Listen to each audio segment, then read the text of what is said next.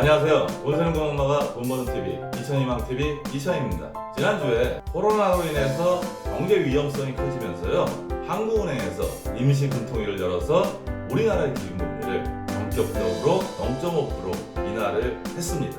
이제 우리나라의 기준금리는 0.75%로요, 제로금리 시대로 돌입하게 됐습니다. 앞으로 진행되는 경제 상황에 따라서요, 이번 금리 인하가 끝이 아니라 추가적으로 더 금리를 내릴 가능성도 배제할 수 없습니다. 시중은행이나 저축은행, 그리고 새마을금고나 신협 같은 단위조합들도 앞으로 예금이나 적금의 금리를 낮출 겁니다. 이런 상황이기 때문에 예금자들의 고민이 깊어지는데요. 그래서 오늘은 금리가 높은 금융회사의 예금과 적금을 간단하게 찾는 방법에 대해서 말씀을 드리려고 합니다. 예전에 제가 방송을 만든 게 있는데요. 그때는 유튜브 방송 초기였기 때문에요, 영상이 좀 미숙해서 이번에 제대로 한번 만들어 봤습니다. 먼저 네이버 검색창에서요, 파인을 검색해 보시기 바랍니다.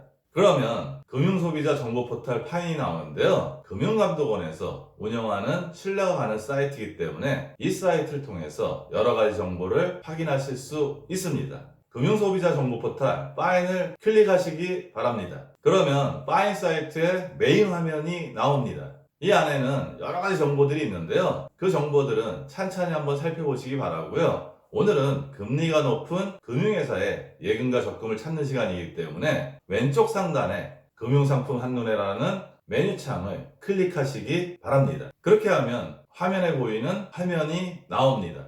예금이나 적금의 금리를 비교해 볼 수도 있고요, 대출금리, 연금저축이나 퇴직연금 등도 비교해 볼 수 있습니다.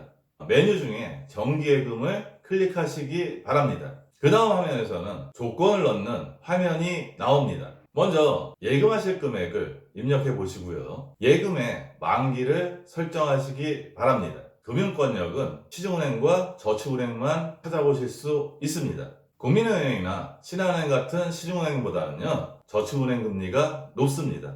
오늘은 전체를 클릭해 보시기 바랍니다. 그 다음에는 지역을 클릭하셔야 되는데요, 예전 같으면 오프라인에서 예금과 적금을 가입하는 경우가 많기 때문에 내가 살거나 아니면 직장 근처의 지역을 선택하면 되는데요, 요새는 모바일이나 인터넷을 통해서 비대면으로 거래할 수도 있습니다. 따라서 지역은 전체를 클릭하시기 바랍니다. 가입 대상은 서민 전용 상품은 제가 클릭해보니까 없고요, 일부 제한 금융 상품도 한 4가지 정도밖에 나오지 않습니다. 따라서 제한 없음을 클릭하시면 됩니다. 이렇게 조건들을 다 클릭하신 다음에는요, 제일 하단에 금융상품 검색을 클릭하시면 됩니다. 그러면 검색 결과가 나오는데요, 총 439건의 검색 결과가 나옵니다. 제일 금리를 많이 주는 금융회사는 아주저축은행이고요, 그 회사의 아주 비대면 정기예금이 금리가 가장 높습니다. 2% 초반대니까 얼마나 금리가 많이 떨어졌는지 아마 이 화면을 보시면 이해가 가실 겁니다. 이때 세전이자율보다는요, 세후이자율을 참고하셔야 합니다. 은행이나 저축은행의 일반 예금이나 적금은 이자 소득에 대해서 15.4%를 내기 때문에 여기에 명시되는 세후이율은 이자소득세 15.4%를 뺀 이율입니다.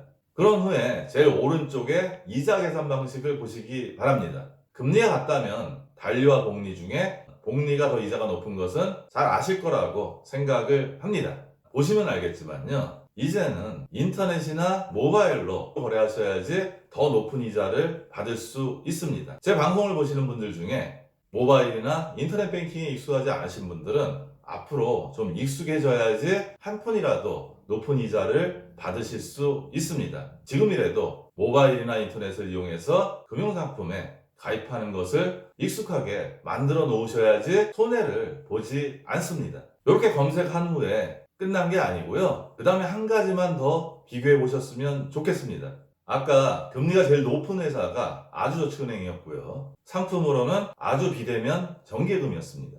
이 상품하고 거주하시거나 직장 근처에 새마을금고나 신협 같은 단위조합의 예금과 적금을 비교해 보실 필요가 있습니다. 출자원으로 소정의 출자금을 내면요, 1인당 3천만 원까지는 이자 소득에 대해서 1.4%만 이자를 내시면 됩니다. 따라서 단위조합의 금리를 확인하신 후 아까 검색한 상품하고 금리가 더 높은 금융회사를 이용하시는 게 유리하십니다.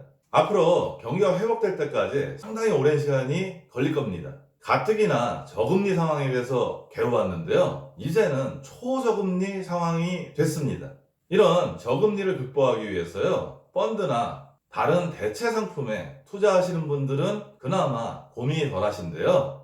주로 예금과 적금만 이용하시는 분들은 고민이 훨씬 더 커졌습니다.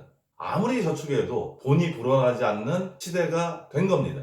예금과 적금을 주로 이용하시는 분들한테 유용한 팁을 드리면요. 금리 하강기에는 만기를 조금이라도 길게 가져가시는 게 유리하십니다. 그럼에도 불구하고 1년 후에 쓸 돈을 금리가 높다고 해서 2년 만기, 3년 만기로 설정할 수는 없고요. 그런 자금은 1년 만기로 하되요.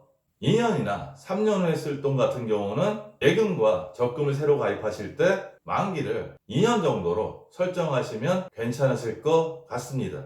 현재 상황에서 경기가 빨리 회복될 기미는 보이지 않고요. 제가 방송 서두에서 말씀드렸듯이 경제 상황이 더 나빠지면 현재 0.75%인 기준금리가 더 떨어질 가능성도 높습니다.